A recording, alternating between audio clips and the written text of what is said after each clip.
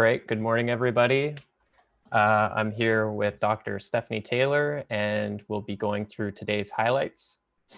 Today, we'll be looking at the effectiveness of masks. We'll be going through what happened over the weekend, and then we'll be looking at different forms of testing as well. So Stephanie, I'll pass it over to you to talk about what happened over the weekend and then jump into what do masks actually do based on the recommendations we received this weekend. Good morning, everyone. We're back to the new normal, not so normal Monday. Hope everyone had a good weekend. So one of the developments was on Friday, the CDC and the US government said, well, we suggest that everyone wear non-surgical masks outdoors. So basically whenever you're out of your house. And as you can see here, many people are following suit. So what do masks actually do? Because there's sort of some misconceptions about who they protect and why we're being recommended to use them. So if you look at the next slide, we had this, we showed this to you last week as well. So you see the person who knows that they have an infection, they're coughing, and they're sending these large droplets into the environment. So the regular mask that we can make ourselves, or the paper surgical masks, prevent someone who is already infected from sending those infectious droplets out into the air, into the environment. The regular masks that we find or that you can make yourself do not protect someone who doesn't have an infection. So you might say, well, then why did the CDC say we should all be wearing them? The reason for that really are twofold. One, many people have the infection, have COVID-19, but they're so mildly symptomatic, or they just have not yet developed more severe symptoms. So they're sick, but they don't know it, and they could spread their viruses into the air. And then a secondary reason for wearing masks that's been discussed in the New England Journal of Medicine is that masks are also a symbol that we're trying to protect other people and we're taking this seriously. So there's the real physical effect, and then there's also the sort of talisman impact of a mask. But it's important to understand that they don't protect a healthy person from getting the virus. They only prevent the transmission of someone who already has it. So then what about the N95 masks? Those are the ones which you see in the hospital, or you can buy if you're using like volatile organic compounds. The N95 masks filter out 95% of particles over 3 microns in diameter.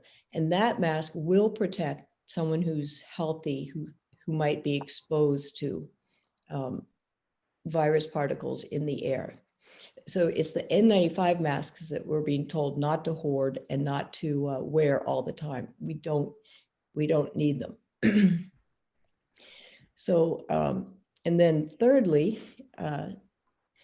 another strategy that, as Graham and I have been talking about, another strategy that's very, very beneficial and is something that everyone should be doing right now, at least I hope they are, and that's managing their indoor relative humidity to keep it in this very beneficial, healthy 40 to 60% range. And that has several beneficial effects. One, it makes the particles, the airborne droplets, larger, so they settle out of the air. And so they are decreased from your breathing zone. And furthermore, and this third component is really interesting, indoor relative humidity in that range also helps boost your immune system. So it helps optimize your built-in respiratory defenses, such as hydrated mucus in your throat and airways. It helps optimize the immune cells that are there to protect us. So talking about immunity, that brings us to the last part that Graham and I wanted to talk about this morning, What about these tests? You know, we hear a lot about the lack of availability of tests to see if you're already sick.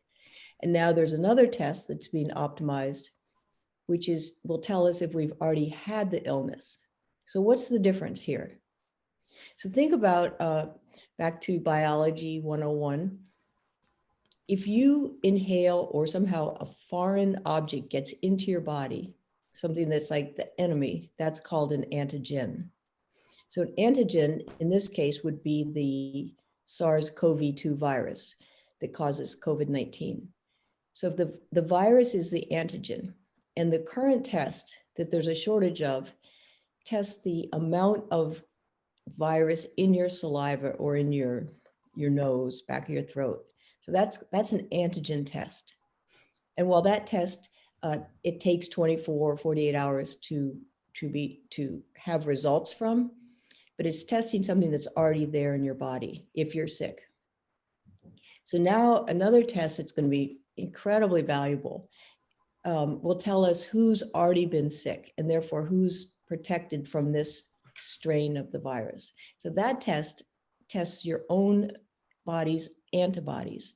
So for example, if I have had, or if you have had COVID-19 and you've recovered, your body is going to have already produced antibodies. Antibodies fight the antigen, but they stick around. And that's what conveys immunity.